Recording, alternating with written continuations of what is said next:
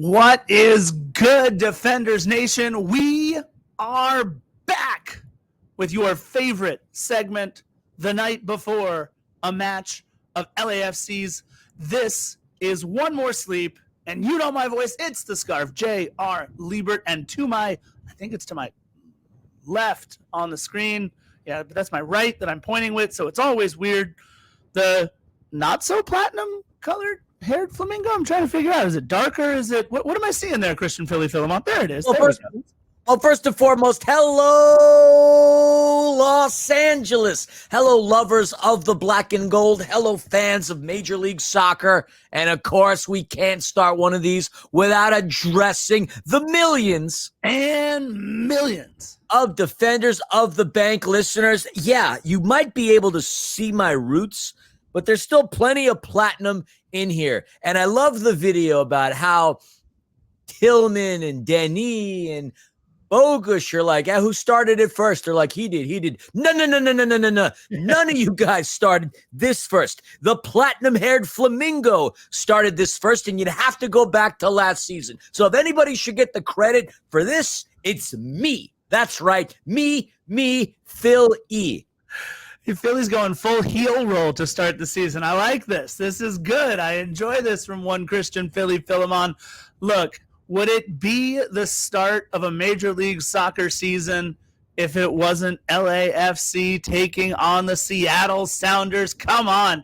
Number 2 and 3 in the West, respectively, but far more than that, dare we say the standard bearers in the West for the last let's just say 6 seasons now. Seattle Sounders obviously winning, LAFC obviously winning last year, neck and neck, and I think there's no better litmus test early in the season, Philly, than the rave green of the Seattle Sounders. I mean, no doubt, the very first time that these two teams locked horns at BMO Stadium, a.k.a. the Bank back then, April 29th, 2018, which honestly seems like forever and a day ago. An unbelievable matchup in which Laurent Simon ended things in injury time. And, of course, Diego Rossi scoring the first goal against the Sounders a couple of months before. It's always a fun clash between LAFC and the Seattle Sounders. When it comes down to the rosters, all the way down to,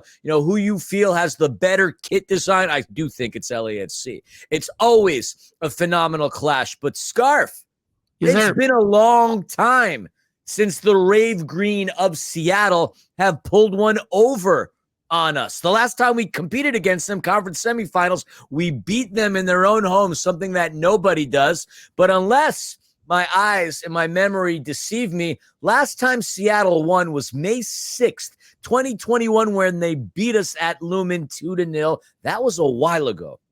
Listen, the tail of the tape is always close when we're talking about these two clubs. Just look at last year, both clubs winning 14 matches. LAFC dropping 10, Seattle dropping 9.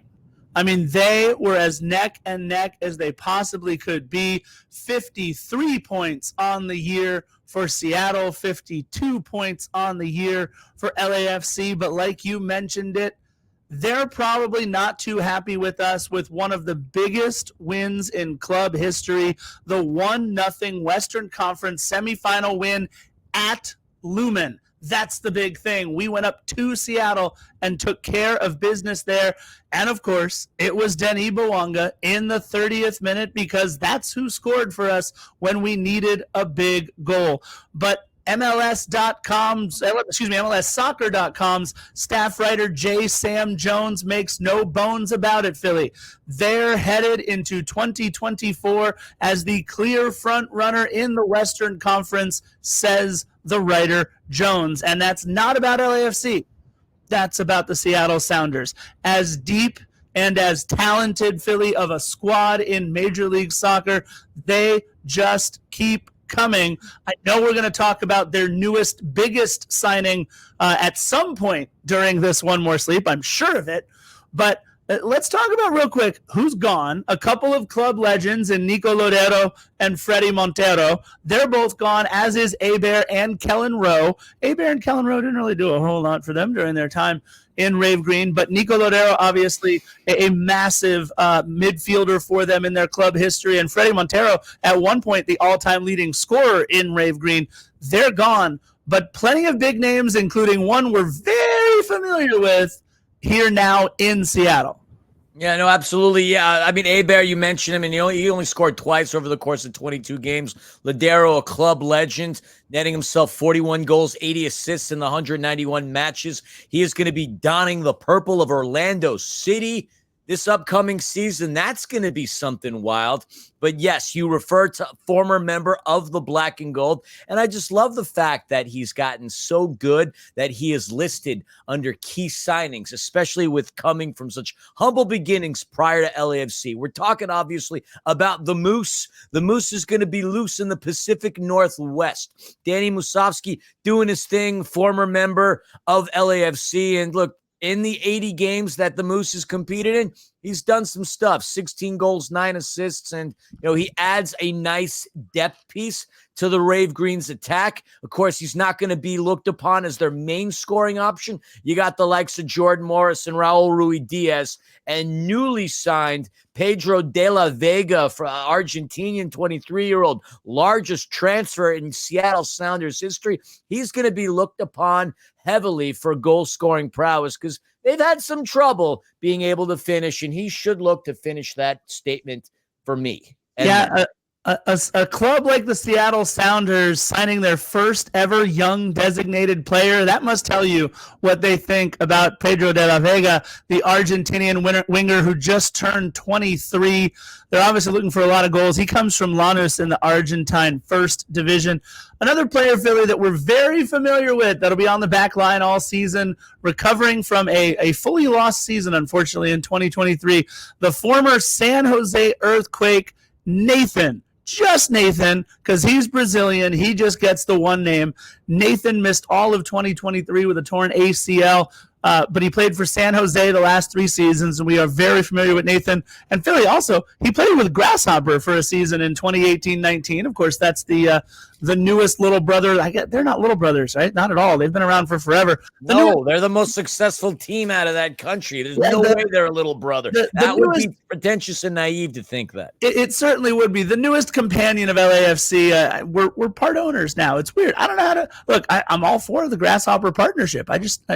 We got to hang out with them a little bit more, so I know where we stand with them. One other small signing, Jonathan Bell, the dual U.S.-Jamaican center back, kind of a fringe player with St. Louis last season. But if you read all the reports, they're talking about putting Jonathan Bell right in the starting lineup there at center back, and a player who just recently made his first cap with the Jamaican national team despite barely playing for St. Louis last season. Those are all their new signings. Philly, it's safe to say that we're going to see our biggest, newest signing between the pipes to start the match, to start the season, obviously, one, Hugo Lloris. Yeah, of course. But on opposite side of him, we're going to see a familiar foe, and that is Stefan Fry. I mean, Seattle, from their new logo all the way around, they look the same. And you'd have to be a schmuck not to pick them to finish in the top 3. But you are absolutely right as far as our club is concerned. Big news that I didn't even think we needed. Didn't think we needed keepers. Thought J-Mac probably wasn't going to stick around. He took a contract, went over to the Galaxy. So be it. Got us a trophy, came up big when it mattered. MLS Cup MVP in 2022. Look, get the bag, my dude. You're all good. You're not a snake, much like Raheem Edwards and, well, other members of LAFC that have jumped ship over there. We're not going to necessarily mention any names just yet. We did have one person close to the club that did take that trip down the 110, but more on that later. And then Maxime Crepeau, such a warrior for us, like his entire career, coming out red hot from his injury, putting J-Mac, who was solid for us during Maxime's absence. Didn't think we needed keepers, thought Maxime would come back, but now he's a member of the pesky Pine Trees, and somehow we ended up with the captain of France, a World Cup finalist recently, and a World Cup winner, and a Tottenham legend, all for the amount of $350,000. Yeah, we got the bargain basement deal for an incredible keeper in Hugo Lloris. And obviously, I think the biggest other news, at least to LAFC supporters that have been following the team over their first 6 years, is the return of Edward Atuesta. We're going to talk about a few other names, maybe on the front line and on the back line, as we move through this One More Sleep. But Edward Atuesta coming into the midfield, reclaiming his spot there, this time next to Ilie Sanchez and likely, I say, Mateusz Bogusz as our starting three in the midfield. Having Eddie back there, I mean, it is going to be so nice to see. Obviously, coming over from Palmeiras, he won a bunch of trophies, didn't quite get the burn that he wanted while he was there in Palmeiras, but we are so excited to welcome back Edward Atuesta into the fold. We're going to see. We're going to see what this team is made of very, very early on, as it will certainly be a battle of the midfields at some point during this match. Of course. I mean, he former best 11 midfielder. I love what he said during the press conference at the Intercontinental Hotel in downtown Los Angeles last week. Said he grew up with the club, been there since obviously the foundation, a big part of our history, was part of that 2019 amazing season run, was on that CONCACAF Champions League final team. Actually, no, he wasn't, because he went out with a red card due to that little tiff that he had with oh my God, it's so why am I forgetting his name? Ochoa. Thank you, Memo Ochoa. Jesus Christ, this is what happens when you get old. Had he not gotten that injury, had he not gotten that card with Ochoa baiting him, I'm thinking we beat Tigres in that final and we hoist our first CCL trophy, as well as being the first MLS club to do so. But he's going to add a steady and calming presence. And unless Carlos Vela signs this contract, which we're freaking waiting for, he will be the only player on the black and gold that was there the opening season. Yeah, I got an interesting little tidbit. With Edward Atuesta, who's the other player on LAFC signed right now who has played in all three front of kit sponsored jerseys? YouTube TV, Flex, and once they kick off this match, BMO. Who's the other player that's played in all three? I mean, it would have to be Eddie Segura. It's not Eddie Segura, not Eddie yet. How? He had YouTube. He did. He was on the team with the Flex Power Tools. Remember, he was in the semifinal game. Yep, I remember. So Eddie could do it, but there's another player there as well. Murillo? Not Murillo. Oh, maybe I can go back and look at Murillo. Murillo, did he play in a YouTube jersey? Yeah, he played in the 25th anniversary kit, right? So he did. But the player that I'm thinking of, which absolutely blows my mind, is Eric Duenas. Eric Duenas debuted, Philly, back in 2020, in October of 2020, in a YouTube kit. I had to look it up. I didn't believe it myself, but Eric Duenas has the potential to play in all three front of kit sponsored jerseys. It's just absolutely nuts. Yeah, I wouldn't have thought that at all. Wouldn't have thought that. All right, look, we're getting a little off track. We want to keep this short and sweet for you guys for this One More Sleep. Shall we get into the particulars? If you have not seen One More Sleep, first of all, welcome to one of our favorite segments here on Defenders of the Bank. We will go over some players to watch, some keys to the match, and a score prediction from both of us. This is the fun part. Philly, shall we take it away? Yeah, keep chatting, actually, because something is missing. You keep chatting. I'll be right back. I can see our backstage. Let's see. Oh, Philly just left. So this makes for very interesting watching right now. It's just Scarf here on your YouTubes or on however else you choose to consume this product. We really do appreciate you guys checking in with us on season 7 of Defenders of the Bank. This is the fun part, right? Every night before a match, just about 24 hours before the match is scheduled to take place, we drop One More Sleep. So again, like I said, we will go over our keys to the match, we will go over our players to watch, and then there will be a score prediction at the end of all of this. Philly is usually the more pragmatic one on the score prediction from time to time. I tend to be a little bit more bolder and bombastic with how much I think this club really can do on the pitch. We'll see if that holds through for today. And again, the thing that I'm really looking forward to as we start this season is seeing how we are able to replace the key losses that we have had in the offseason. Obviously, Philly talked about Maxime Crepeau and John McCarthy, but to me, the two biggest were both on the back line in that of Giorgio Chiellini and Cheeky Palacios. I have no idea how you replace, quote-unquote, Giorgio Chiellini, but I know that Aaron Long is going to step up and take that role for LAFC, so it'll be Aaron Long and Jesus Murillo back there. But the real fun one, the real interesting one, and I got to be honest, he's not my player to watch for this match, but he very well damn could be my player to watch for the entire season, is how Omar Campos, ooh, look at that. We got a score prediction up there already and everything. How Omar Campos is able to take some of the burden that Cheeky Palacios shouldered for such a long time. That is going to be the interesting thing. I think Cheeky Palacios is going to be a massive, massive loss for LAFC, along with Giorgio Chiellini. Obviously, us losing Kellen Acosta, not re-signing Carlos Vela yet. We got a lot of different things to talk about, but luckily, we can now tell you our players to watch for this match. I think I did okay on the stalling. No, yeah? No, that was good. And by the way, Omar Campos is going to make us all ask Cheeky who. That's my hot take. We love Cheeky. We'll never forget that assist to Gareth Bale.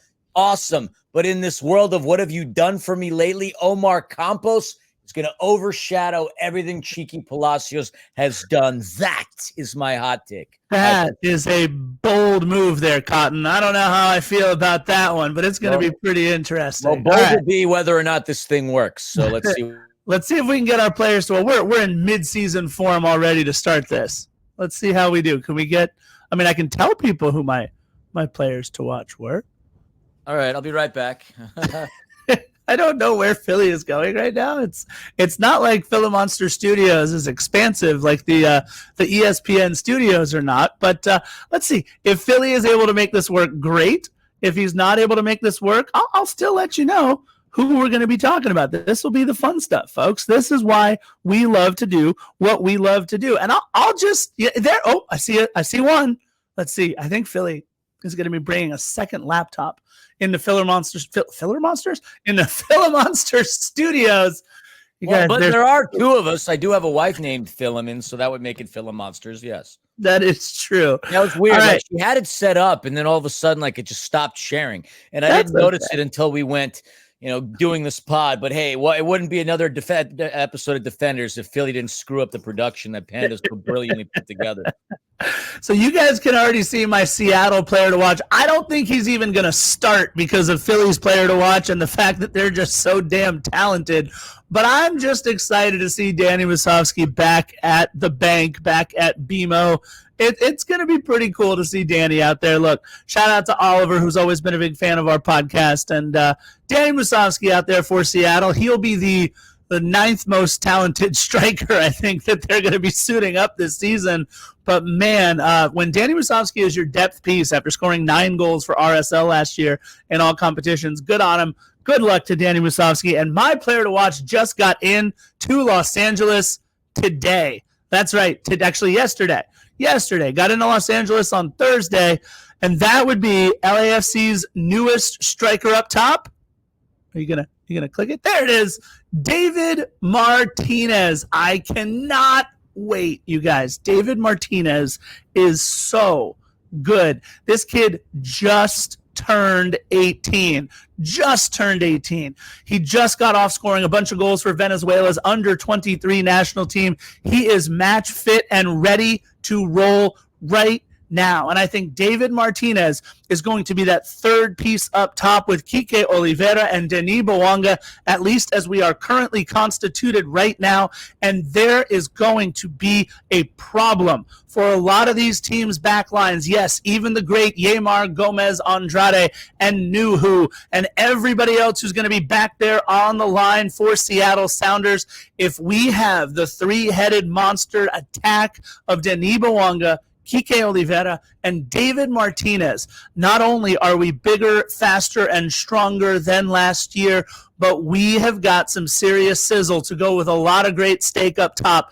Cannot wait to see what happens between David Martinez, Kike Oliveira, and Denis Bouanga. It might not happen match 1, folks, but watch what happens by the end of the season. All 3 of our frontline players will have double-digit goals on the year. That's a fair statement, but you have a tendency to pick players to watch that don't start or play. And I don't believe Danny Musovski will start. And to your point, Martinez just got into Los Angeles. He's had practically no time with the first team. Although John Thorrington did say that he would be available for selection, I wouldn't think that he's going to start. I'm going to put my money on Angel to start in the middle between Oliveira and Denis Bouanga, but that's just my take. As far as my players to watch are concerned, as you go looking for the diamond in the rough, I'm more so known for picking the low-hanging fruit. It's simple. Pedro de la Vega. You're not going to shell out $7.5 million as a transfer fee, one of the richest in your franchise's history, without looking to put this 23-year-old designated player in the forefront of your competitions. 127 games he's played in, 17 goals, 14 assists. There is going to be a lot of pressure and a lot of eyes on the young Pedro de la Vega. And considering where he's coming from, Argentina, there will be no crowd hostile. It doesn't matter if it's Cascadia, the stuff he's seen down in Argentina, far crazier than anything he's going to see in Major League Soccer. That's the player to watch. Low-hanging fruit number 1. Low-hanging fruit number 2 for LAFC. Drum roll. Obviously, I'm going to pick Denis Bouanga, the current reigning, defending, undisputed Golden Boot leader and the 3rd player from LAFC to do so in our short existence. He had one of the best seasons in all competitions a calendar year, scoring golazo after golazo in Major League Soccer, but not just in Major League Soccer, across the globe. Very few players scored more goals than Denis Bouanga did in calendar year 2023. And why would we think he would let his foot off the gas? He is not. He is still the focal part of our offense. No, you're absolutely right. Look, this low-hanging fruit for sure, but it'll be interesting. I don't know that there'll be as much pressure on Pedro de la Vega to begin with, only because he's surrounded by Jordan Morris and Raul Ruby Diaz and Christian Roldan and even guys like Albert Rusnak and Alex Roldan and other players that will help out on the offensive end of things. But Pedro de la Vega, by the end of the season, you're going to see some special stuff out of that kid. I think he's going to be really great. Let's get into our keys to the match, and I've got 2, and the first of which is that we need to feed off of the 32-52. We, meaning the players out there on the pitch.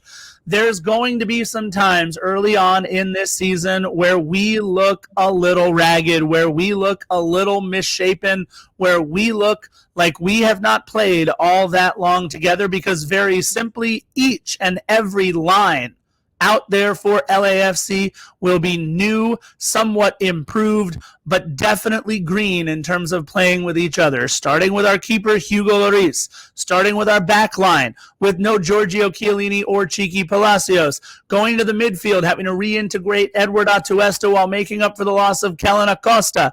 And on the front line, oh, by the way, no number 10 Carlos Vela as of right now. There are going to be some growing pains early on in this season. And I will tell everybody, if LAFC is able to stay at or near the top of the Western Conference by the time that we are done with May, then the rest of the league is going to have a lot to worry about. But for this match, we are at home, at BMO, at the Cathedral of the Black and Gold, and our choir, the chorus of the 3252, will be singing hymn after hymn, especially when they see the Rave Green taking the pitch in our building. So we need to feed off the 3252. And the second thing is what I've already touched on. We're going to have to figure it out on the fly. We're going to have to see how all these pieces gel. We're going to have to see how some of these pieces fit together. And we're going to see a lot of the string pulling of Steve Cherundolo and company out there. It's going to be his hardest coaching job that he has had since he took over for Bob Bradley a couple of seasons ago. So as we're feeding off of the 32-52, We just have to make sure we are figuring things out on the fly. And the nice part about having a team that's young and talented is that they are just quick and they are not afraid of anything. But it can be tough integrating. If Tomas Angel starts, kid's a teenager. If it's David Martinez, kid's a teenager. Omar Campos just turned 20, I think. He's super young. But having guys out there like Edward Atuesta back on the pitch for LAFC, having Elias Sanchez out there, having Denis Bouanga out there, having Hugo Lloris, even though he's new to the club, on the back line, helping us figure things out. I think those are the two biggest keys that we'll see from LAFC in tomorrow's match. Fair. I think it's ridiculous that we don't have Carlos Vela's situation figured out on the eve of our first match of the season. Blame it on MLS roster rules. From what I heard, we extended the offer. It's just up to him to accept it or not. Don't know for a fact because I've my nose, my eyes, and my ears have mainly been on the campus of UC Riverside and, of course, at Toyota Arena with the Empire Strikers and obviously following along and calling Marco Fabian. But if this is truly the wait-and-see game, it sucks. Even if he does sign tomorrow night, like right before the game, look, he hasn't been training. There's more footage of him hanging out and drinking wine and enjoying life. So that's fine and dandy, but he certainly won't be ready. I just think this is kind of ridiculous. This entire fiasco needs to end one way or another. I want Carlos Vela here more than anything, but they got to get this thing figured out. Hopefully before this kickoff starts. I would hate to see him in the suite and Founders Club right down the road from us.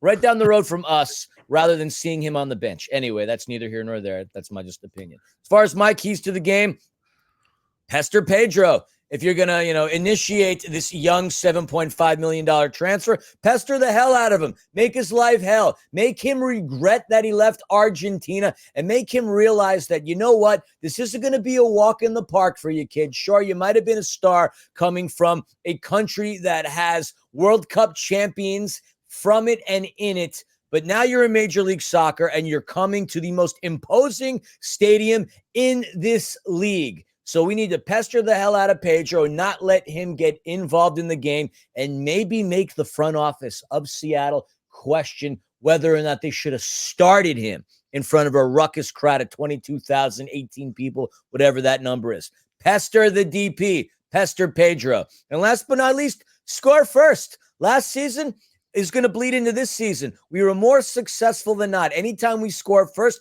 generally speaking, we won the game. And so I don't think that that's going to change this season. You get that opening goal at home, first game of the season, you set the tone, you set the precedent, and you let everybody know that while this is not the team from last year, while we've lost about 50% of the minutes played from the players that we didn't sign, return, or bring back, do what you got to do, score first, and get in Seattle's head and give them the big, how's your father? Yeah, look, scoring first tends to help LAFC. That's for sure. Let's see if that factors in to our score predictions. I am usually the optimistic one, folks, but maybe maybe not. I actually got a little this time for my scoring prediction. Look at that. I got a little panda. If it was up to me, you got nothing with this. That's right. I'm calling a draw for one of the very few times that we have ever done this, folks. LAFC, for the first time in 7 tries, does not win their opener on the season. That's right, 2-2. Here's the deal, folks. This is going to be a fantastic knockdown, drag-out, heavyweight slugfest of a match. And I actually think we're going to go down 2-1, and we're going to need a Bouanga banger after the 80th minute to rescue a point at home. But don't look at it as a bad tie, folks. This club, Seattle, is going to be the measuring stick all season for the Western Conference and possibly for Major League Soccer. I do not think St. Louis is going to go run and hide like they did from everybody over the first 12, 14 matches of Major League Soccer. I think it is going to be a continual back and forth between several teams up at the top. And I think at the end of the day, Seattle can lay claim to as talented of a roster and as deep of a roster as we have ever seen in Major League Soccer. Up and down the lineup, they have stars.